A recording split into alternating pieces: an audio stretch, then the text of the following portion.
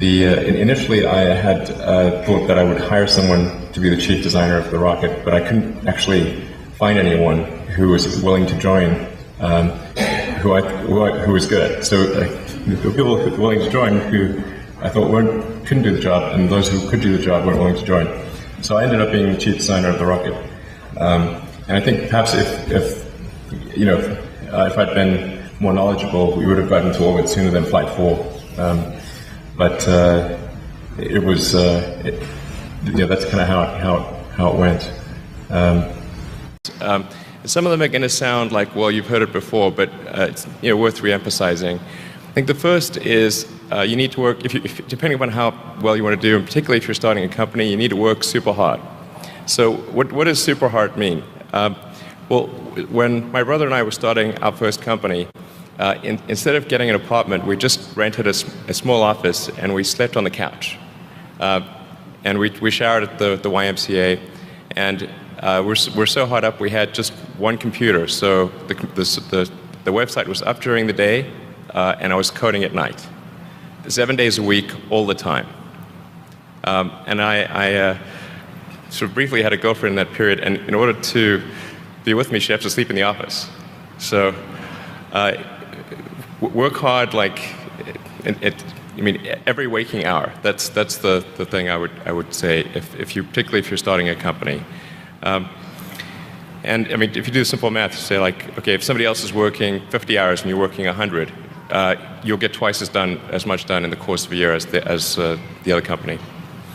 The other thing I'd say is that if you're creating a company or if you're joining a company, the most important thing is to attract great people. So either join a group that's amazing, that you really respect, or if you're building a company, you've got to gather great people. I mean, all a company is a group of people that have gathered together to create a product or service.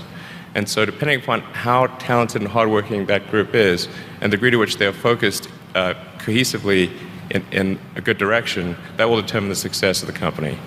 So do everything you can to gather great people if you're creating a company. Then I'd say focus on signal over noise. A lot of companies get confused. They spend money on things that don't actually make the product better. So, for example, at Tesla, we've never spent any money on advertising. We put all of the money into R&D and manufacturing and design to try to make the car as good as possible. I think that's the way to go. So for any given company, just can keep thinking about, are these efforts that people are expending, are they resulting in a better product or service? And if they're not, stop those efforts. And then the final thing is to sort of don't just follow the trend. So you may have heard me say that it's good to think in terms of the physics approach of first principles, which is, rather than reasoning by analogy, you boil things down to the most fundamental truths you can imagine, and you reason up from there. And this is a good way to figure out if something really makes sense, or if it's just what everybody else is doing. It's hard to think that way. You can't think that way about everything. It takes a lot of effort. But if you're trying to do something new, it's the best way to think. And that framework was developed by physicists to figure out counterintuitive things like quantum mechanics. So it's really a powerful method. Anyway, so that's, and then I think that the final thing I would encourage you to do is, now is the time to take risk. You don't have, you don't have kids. Your obligation. Well, sorry. Probably don't have kids.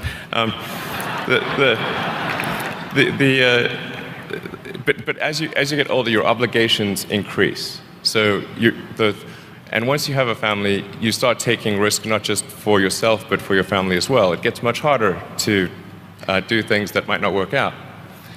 So now is the time to do that before you have those obligations. So I would encourage you to take risks now. Do something bold.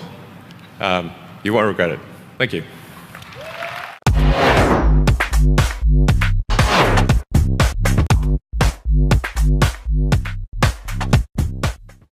All right, last question. 3 pieces of advice to entrepreneurs. What are your 3 pieces? I'm an entrepreneur, so you can share them with me. Okay. How would you advise me? Well, first of all, I really need to give some thought to like, how can I provide advice that would be most helpful? And I'm not sure I've given enough thought to that to give you the best possible answer. But I think certainly being focused on something that you're confident will have high value to someone else, and just being really rigorous in making that assessment, because people tend to, a natural human tendency is wishful thinking.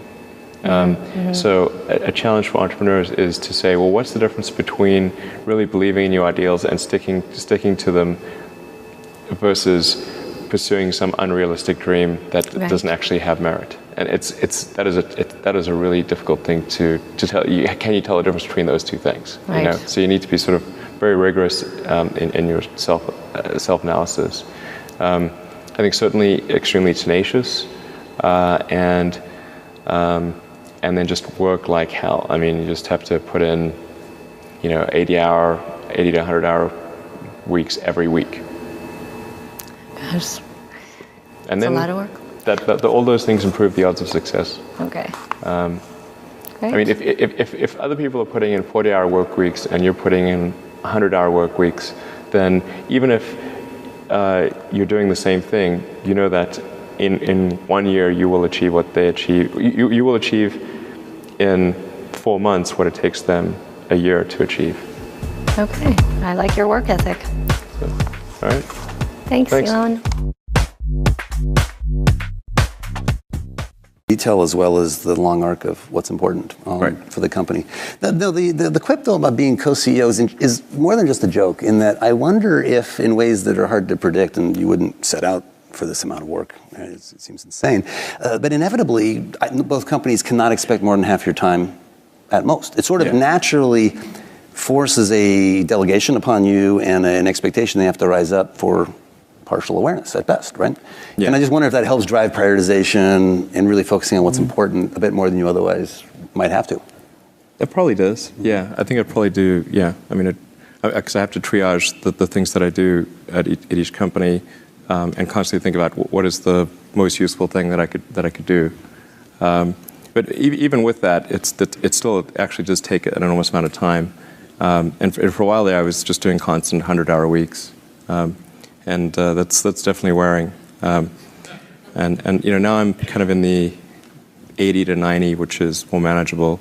But that if you divide that by 2, it's only like maybe 45 hours per company, which is not much when there's a lot of things going on. You're like a slacker. I mean, yeah. So it is interesting also how you have a love for certain aspects of the product. So at SpaceX, the whole concept and the vision of going to Mars, backing into features and stuff. It's a wonderful thing to see. I think what obviously should strike folks in the room as remarkable is the diversity of industries that you've tackled, right? From commercial banking to the military-industrial complex to the automotive industry. These are heavily regulated industries that generally investors flee from, and startups routinely fail in, and they haven't seen much change for good reason over decades. So there might not be an obvious pattern in which industry you tend to thrive in, but I wonder if there's a pattern perhaps in process. Like, do you approach each of So what advice do I have for college graduates interested in getting involved in the spheres you've tapped into?